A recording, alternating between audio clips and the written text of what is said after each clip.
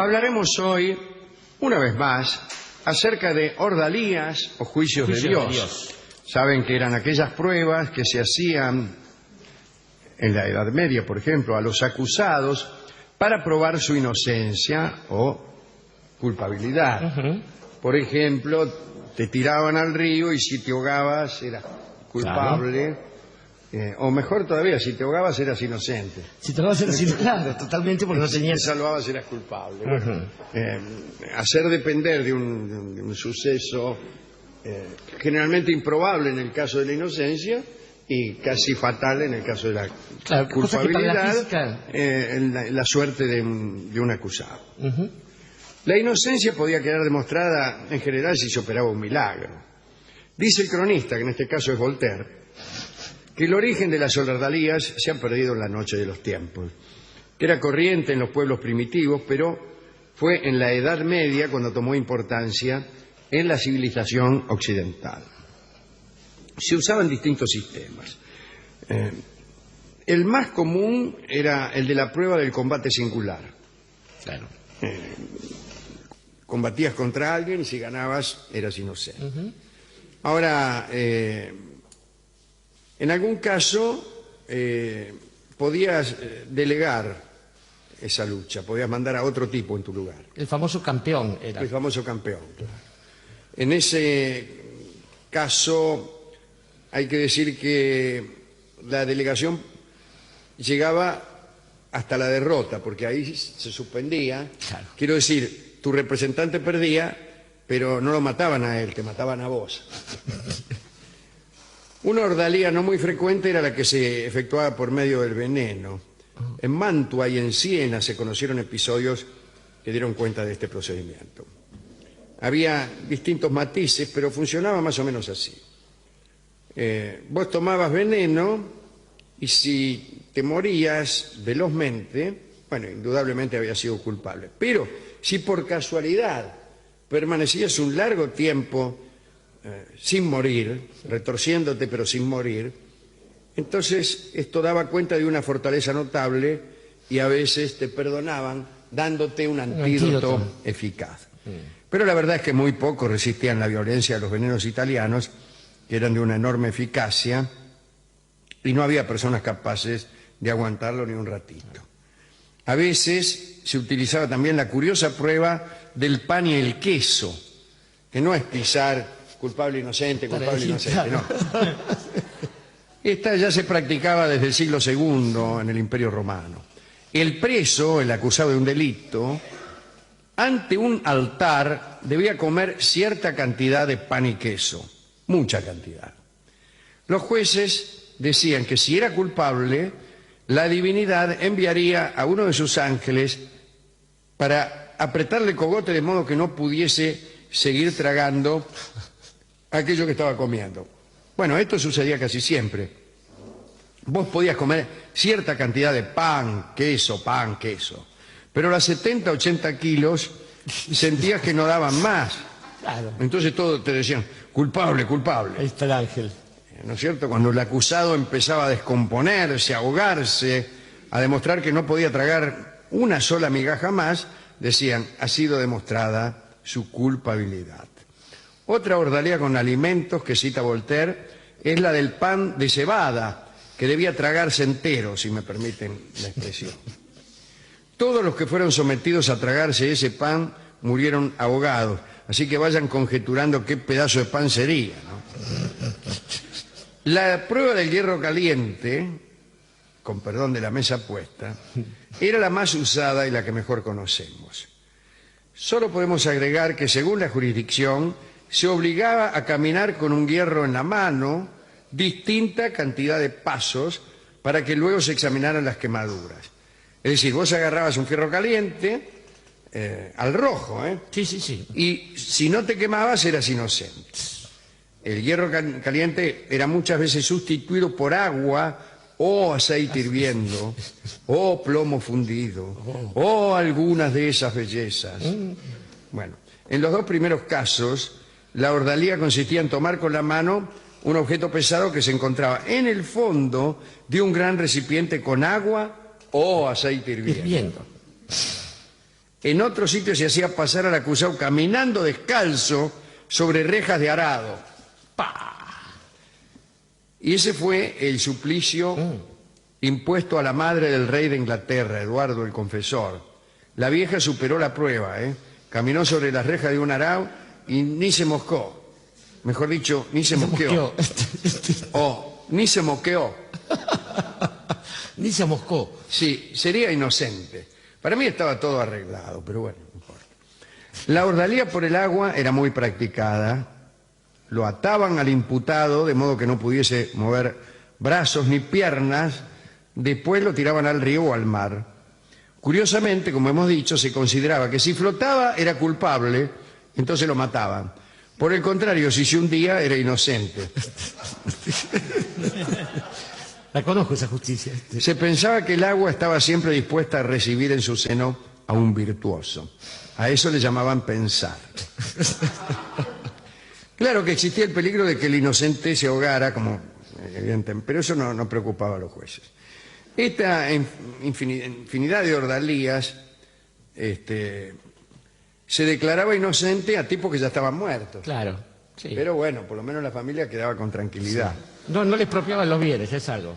En el siglo IX, Inc. Maro de Reims, arzobispo de esa ciudad, recomendó mitigar la prueba, la prueba del agua, ¿no? Sí. Atando con una cuerda a cada uno de los que fuesen sometidos a esta prueba, para evitar, si es que se hundían, que permanecieran en el fondo demasiado tiempo. Lo sacaban, bueno, qué sé yo. En la segunda mitad del siglo XII, el Papa Alejandro III prohibió los juicios de agua hirviendo, sí, el de hierro candente e incluso los duelos de Dios. El Cuarto Concilio Luterano, bajo el pontificado de Inocencio III, prohibió toda forma de ordalía, a excepción de los combates. Los defensores de la ordalía basaban su actividad en ciertos versículos del Antiguo Testamento, en los que algunos sospechosos de culpabilidad eran sometidos a una prueba consistente en beber una pócima preparada por los sacerdotes y de cuyo resultado se dictaminaba si el acusado era culpable o no. Para terminar, vamos a contar una hermosa historia.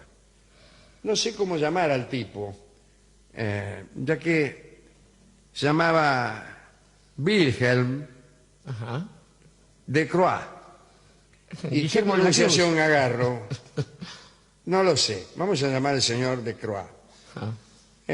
Bueno, este muchacho era un noble de Flandes que allá por 1150 participó de un jolgorio ciudadano, una especie de fiesta de locos, como la que había, creo que el 1 de enero, una saturnalia de esa naturaleza. Está bien, es un flamenco, ¿eh? Es un flamenco, así que está bien su pronunciación mixta, Wilhelm de Croix. Entonces, muy bien. Allí, durante esos días, estaban permitidas las borracheras, las burlas, no se hacía caso de la autoridad, había un despliegue de danzas, acciones lascivas. Qué bueno. Solo permitidas en días carnavalescos, ¿no? Se permitían también comilonas en las iglesias. Iglesias no, iglesias. ¿Qué tal, iglesias? ¿Cómo le va? Las iglesias anglicanas, parece. Se permitía beber sin límite y reuniones poco edificantes en general. Qué linda vida.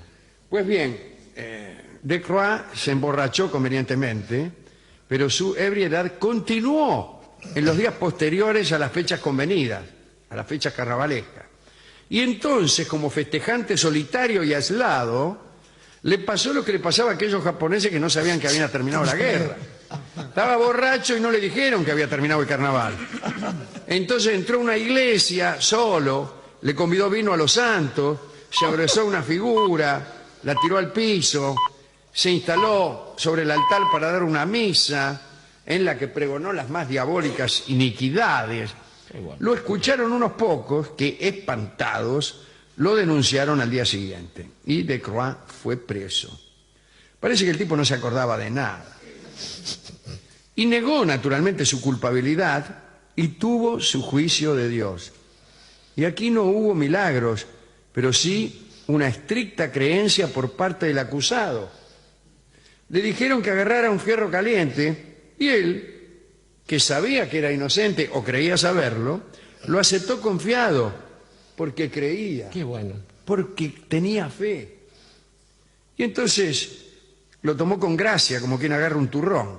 Ah, dijo, traiga para acá. Pero empezó a quemarse naturalmente.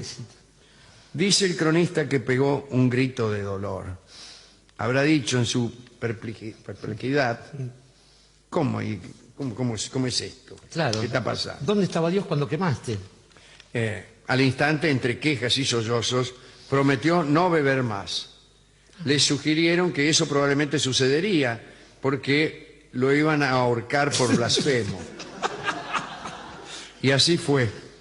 Y esta es la última historia que queríamos contar. Tengo una mala noticia y otra peor, le dijeron, pobre hombre. Pero creo, Alejandro, que la vida está llena de falsos asombros, diríamos. A ver, la fiesta sorpresa, ¿no? Por ejemplo, uno no se asombra, uno ya sabe que le van a festejar, le ocuparon la casa, una porquería. Los regalos de cumpleaños, uno ya sabe que la tía Amelia le va a llevar un calzoncillo, y etcétera, etcétera. Y cosas, y el padre le va a regalar lo que no le gusta o que no sirve. Los resultados electorales.